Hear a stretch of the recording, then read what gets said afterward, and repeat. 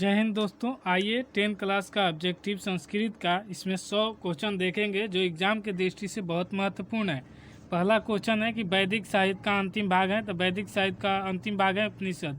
इससे पहले चैनल पर नए हैं तो सब्सक्राइब जरूर कर लीजिए, क्योंकि आपको बिना टाइम गवाए आपको एक इम्पोर्टेंट क्वेश्चन दिया जा रहा है जो एग्जाम के दृष्टि से बहुत महत्वपूर्ण है। दूसरा क्वेश्चन है अणु से भी छोटा क्या है, तो आत्मा। इससे पहले दोस्तों चैनल पर नए हैं तो सब्सक्राइब जरूर कर लीजिए और दोस्तों के पास शेयर कर दीजिएगा। काव्य मीमांसा नामक ग्रंथ किसने लिखा है, तो राजशेखर ने। पाटलिपुत्रा किस नदी के किनारे अवस्थित है, तो गंगा नदी के किनारे अवस्थित है। विद्यापति कौन थे, तो विद्यापति एक मैथिली कवि थे। पाटलिपुत्र में कॉमेडी महोत्सव किस ऋतु में मनाया जाता है, तो ये शरद ऋतु में मनाया जाता है। नीतिकारों द्वारा शत्रु किसे माना गया है, तो नीतिकारों द्वारा शत्रु क्रोध को माना गया है। महर्षि याज्ञवल्क्य की पत्नी का क्या नाम था, तो ये मैत्री नाम था। 9 नंबर क्वेश्चन देखते हैं कि जनक की सभा में सशस्त्र कुशल महिला कौन थी, तो गार्गी वाच कण्वी थी। विजयांका किस कल्प की कवित्री थी, तो ये प्रथम की कवित्री थी। ज्ञानती देवा किल गीत कानी पुरुषा सुरतवाता पद किस पुराण से किया गया है, तो ये विष्णु पुराण से किया गया है। भारत महिमा पाठ का मुख्य संदेश क्या है, तो ये देशभक्ति है। संस्कार की कुल संख्या कितनी है, तो संस्कार की संख्या कुल 16 है। गोदान किस संस्कार के मुख्य कार्य हैं, तो किसांत का मुख्य कार्य है। परम तृप्ति किससे मिलती है, तो परम तृप्ति अहिंसा से मिलती है। नरक के कितने द्वार होते हैं, तो नरक के 3 द्वार होते हैं। करमवीर कथा का नायक कौन है, तो करमवीर कथा का नायक है राम प्रवेश राम। छात्रों का तप क्या है, तो छात्रों का तप अध्ययन होता है। उसके बाद क्वेश्चन देखेंगे कि स्वामी दयानंद के द्वारा आर्य समाज की स्थापना कब हुई थी, तो 1875 ईस्वी में हुई थी। बिरजानंद किसके गुरु थे, तो बिरजानंद दयानंद स्वामी दयानंद के गुरु थे। स्वामी दयानंद का परिवार उसका उपासक किसका उपासक था, तो ये शिव का उपासक था। पाठ किस ग्रंथ से संकलित है, तो मंदाकिनी वर्णम ये वाल्मीकि के रामायण ग्रंथ से संकलित है। कणस्य दानवीरता पाठ भाष्य के किस रूपक के भाग विशेष हैं, तो ये आपका आंसर हो जाएगा कर्णभारम। राष्ट्रों के बीच द्वेष का कारण है, तो राष्ट्रों के बीच द्वेष का कारण होता है दूसरे राष्ट्र का उत्कर्ष। स्वच्छनंद का संधि विच्छेद क्या होगा, तो स्वच्छनंद का संधि विच्छेद होगा स्व प्लस छंद। विद्या प्लस एका की संधि क्या होगी, तो विद्या प्लस एका की संधि होगी विदोका। अ प्लस ओ के मेल से कौन सा नया वर्ण बनेगा, तो अ प्लस ओ के मेल से नया वर्ण बनेगा, तो ये हो जाएगा आपका ओ। इत प्लस अतत्य किस संधि का उदाहरण है, तो इत प्लस तत्य ये कौन सा संधि का उदाहरण है, तो ये स्वर संधि का उदाहरण है। मूर्ति पूजा का समास विग्रह क्या होगा, तो मूर्ति पूजा का समास विग्रह होगा मूर्ते पूजा। संस्कृत से शिक्षा का समस्य पद क्या होगा, संस्कृत शिक्षा का समस्य पद क्या होगा, तो ये हो जाएगा आपका इनमें से कोई नहीं। संस्कृत से शिक्षा का समस्त पद क्या होगा, तो इनमें से कोई नहीं होगा। गोल गृहम में कौन सा समास है, तो गोल गृहम में आपका कर्म धारण समास है। दिग्गु समास का उदाहरण कौन है, तो दिग्गु समास का उदाहरण इसमें होगा आपका 32 नंबर का आंसर हो जाए पचौटी। यतश्च निर्धारण सूत्र का उदाहरण वाक्य है, तो इसमें होगा आपका कविषु कविना कालिदास श्रेष्ठ आसित। ग्राम उभयत वृक्षासनति वाक्य में ग्रामम पद की द्वितीय विभक्ति विधायक सूत्र कौन है, तो इसमें हो जाएगा उभयत योगे द्वितीय।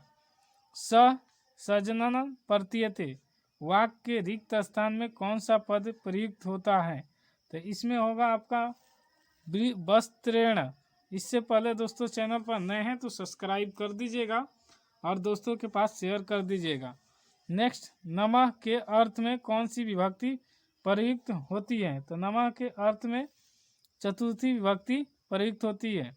किस शब्द में आ उपसर्ग है? तो किस शब्द में आ उपसर्ग है? तो आकार में आ उपसर्ग है। दुरात्मा शब्द में कौन सा उपसर्ग है? तो दुरात्मा में कौन सा उपसर्ग है? ये दूर उपसर्ग है। अस्था धातु का लट लकार प्रथम पुरुष एक वचन के रूप में कौन है? तो अस्था पुरुष के लट लकार में कौन सा है? तो ये हो जाएगा तिष्ठति। पास्यामी किस लकार का रूप है? तो पास्यामी ये किस धातु का रूप है पूछा है? तो ये हो जाएगा लीट लकार का रूप है। जही किस धातु का रूप है? तो जही ये हो जाएगा आपका हन्य धातु का रूप है। नेक्स्ट क्वेश्चन देखते हैं कि मात्रम में कौन सी विभक्ति है? तो मात्रम में कौन सी विभक्ति है? मात्रम में कौन सी विभक्ति है? तो ये हो जाएगा आपका आंसर नंबर बी। मात्रम में कौन सा विभक्ति है? तो ये हो जाएगा आपका द्वितीय। नदीसु किस शब्द के रूप है? नदीसु किस शब्द का रूप है? तो ये हो जाएगा नदी का रूप है। नदी का रूप है। साधु शब्द का सप्तमी एक वचन का रूप कौन है? तो साधु शब्द का सप्तमी एक वचन में साधा हो जाएगा। गम श्रित कौन सा शब्द बनेगा? तो गम श्रित से कौन सा शब्द बनेगा? तो ये हो जाएगा गच्छन। पठनम में कौन सा प्रत्यय है? तब पठनम में आपको कौन सा प्रत्यय दिखाई दे रहा है? तो ये हो जाएगा लीट प्रत्यय होगा। इसी प्रकार देखेंगे कि नागरिक में कौन सा तद्धित प्रत्यय है? तो नागरिक में कौन सा तद्धित प्रत्यय है? तो ढक। राष्ट्र प्लस ईए में कौन सा शब्द बनेगा? तो राष्ट्र प्लस ईए में कौन सा शब्द बनेगा? ये आपको आसान है, तो ये बन जाएगा राष्ट्रीय। मूसक प्लस टाप का कौन सा शब्द बनेगा? तो मूसक प्लस टाप से ये मूसिका बनेगा शब्द। श्रीमती में कौन सा स्त्री प्रत्यय है? तो श्रीमती में कौन सा स्त्री प्रत्यय है? तो टाप। नदियाँ नाम और रूप को छोड़कर किस रूप में मिलती है? तो नदियाँ नाम और रूप को छोड़कर किस रूप में मिलती है? तो ये समुद्र के रूप में मिलती है। किसकी विजय नहीं होती है? तो किसकी विजय नहीं होती है? तो असत्य की विजय नहीं होती है। पटना का इतिहास कितना पुराना है? तो पटना का इतिहास 2500 वर्ष पुराना है।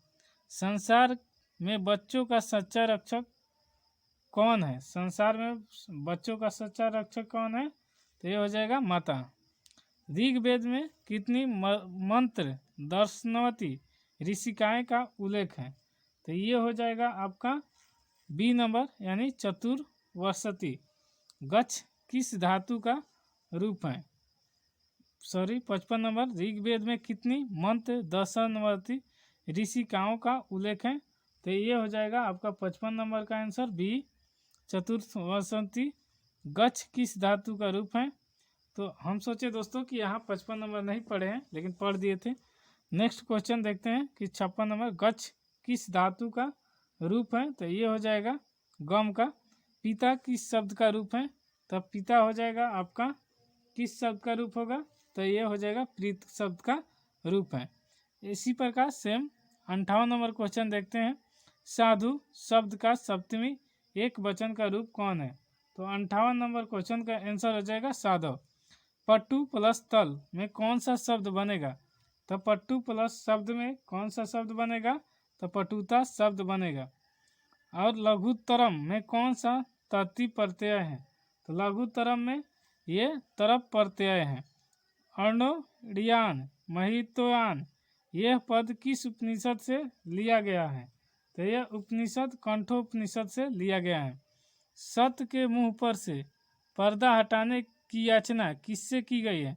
तो सत्य के मुंह से पर्दा हटाने की याचना किससे की गई है? तो ये हो जाएगा आपका पूषण से की गई है। ग्रामो महानगरम भविष्यति किसने कहा था? तो ग्रामो महानगरम भविष्यति किसने कहा था? तो ये हो जाएगा भगवान बुद्ध ने। मेगास्थनीज कहाँ के रहने वाला था? तो मेगास्थनीज रहने वाला था कहाँ के? ये हो जाएगा आपका सी यूनान। महात्मा गांधी सेतु किस नदी पर बना है? तो महात्मा गांधी सेतु किस नदी पर बना है? तो आप सब जानते हैं इसमें कि कौन नदी हो जाएगा। आप भी थोड़ा सा कमेंट बॉक्स में रिप्लाई करने का कोशिश कीजिएगा।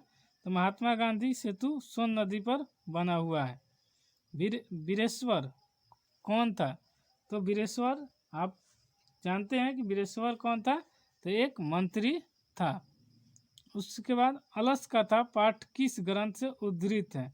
अलस कथा पाठ किस ग्रंथ से है? तो पुरुष परीक्षा ग्रंथ से उद्धृत है। अलस साला में आग क्यों लगाई गई थी? तो अलस साला में आग इसलिए लगाई गई थी क्योंकि उसमें आलसियों को जांच के लिए। सुलभा का वर्णन किस ग्रंथ में है? तो सुलभा का वर्णन किस ग्रंथ में है? तो ये महाभारत ग्रंथ में है। याज्ञवल्क्य ऋषि ने आत्मतत्व को शिक्षा किसको दी थी? तो याज्ञवल्क्य ऋषि ने आत्मतत्व की शिक्षा किसको दी थी? तो आपका 70 नंबर का हो जाएगा मैत्रेय, ऑप्शन नंबर ए। और ये लौकिक संस्कृत साहित्य की कवित्री के प्रमुख कौन है? तो ये हो जाएगा आपका 71 नंबर क्वेश्चन का आंसर हो जाएगा पंडिता क्षमाराव। नेक्स्ट क्वेश्चन देखते हैं कि बर्दविका परिणय कौन काव्य है? तो ये हो जाएगा चंपू काव्य है। भारत महिमा पाठ में कितने पद हैं? तो भारत महिमा पाठ में कितने पद हैं? तो ये हो जाएगा 5 पद हैं। उसके बाद देखेंगे किस संस्कार के सप्तपदी विधि संपन्न की जाती है? तो यह किस हो जाएगा? तो ये हो जाएगा विवाह संस्कार में। शिक्षा संस्कार का प्रथम संस्कार कौन है? तो शिक्षा संस्कार का प्रथम संस्कार अक्षराभ्यास है। मरणोपरांत में कौन सा संस्कार संपन्न किया जाता है? तो मरणोपरांत कौन सा संस्कार संपन्न किया जाता है? तो आप ये जानते होंगे, ये हो जाएगा अंत्येष्टि। विद्या की रक्षा किससे होती है? तो विद्या की रक्षा होती है योग से। नरक के कितने द्वार हैं? शायद रिपीट क्वेश्चन है, लग रहा है। देखिए ये रिपीट हो गया है। 78 नंबर क्वेश्चन का होगा 3। नरक के 3 द्वार होते हैं। नीति श्लोक पाठ में घर की शोभा किसको माना गया है? तो नीति श्लोक पाठ में घर के शोभा माना गया किसको है? 79 का सी हो जाएगा स्त्री को। भिखन टोला गांव को देखने कौन आए थे? भिखन टोला गांव को देखने के लिए पूछा गया कि कौन आए थे? तो शिक्षक ने देखने के लिए आए थे। छात्र मध्यान्ह तप यह उपदेश राम प्रवेश राम को किसने दिया था? तो यह उपदेश उनके पिता गुरुजी ने दिया था। उनके उपदेश ये गुरुजी ने दिया था। स्वामी दयानंद ने किसने प्रचार में अपना जीवन समर्पित किया? तो स्वामी दयानंद ने किसके प्रचार में अपना जीवन समर्पित किया था? तो ये आपका आंसर हो जाएगा वैदिक धर्म है। स्वामी दयानंद के गुरु कौन थे? तो स्वामी दयानंद के गुरु थे बिरजानंद। नेक्स्ट क्वेश्चन देखते हैं। मंदाकिनी वर्णम पाठ में कौन किसको संबोधित कर रहे हैं? तो मंदाकिनी वर्णम पाठ में ये आपको वर्णन कर रहे हैं किसको? तो राम सीता को। मृग समूह को पीने से मंदाकिनी का जल कैसा हो गया था? तो पीने से उनका जल का रंग कलुषित हो गया था। कुत्र तव कुंडलम किसने कहा? कुत्र तव कुंडलम ये किसने कहा था? तो ये कहा था पाथिक ने। बाघ कहाँ खड़ा था? तो आप जानते हैं इसमें बाघ नदी के किनारे खड़ा था। कर्ण के जन्म से ही सदा साथ रहने वाला रक्षक कौन थे? तो कवच और कुंडल था। उसके बाद 89 नंबर का देखते हैं कि निरुक्त के रचनाकार कौन है? तो निरुक्त के रचनाकार हैं यासक। दोस्तों यहाँ तक आ गए हैं तो चैनल कंटेंट अच्छा लग रहा हो तो लाइक कर दीजिए और दोस्तों के पास शेयर कर दीजिए। अभी तक सब्सक्राइब नहीं किए हैं तो सब्सक्राइब कर लीजिए। नेक्स्ट क्वेश्चन देखते हैं। सखा किस शब्द का रूप है? तो सखा किस शब्द का रूप है? तो सखी का रूप है। साधवे शब्द में कौन सी विभक्ति है? तो सातवें शब्द में चतुर्थी विभक्ति है। दाता शब्द के पंचमी एक वचन का रूप है।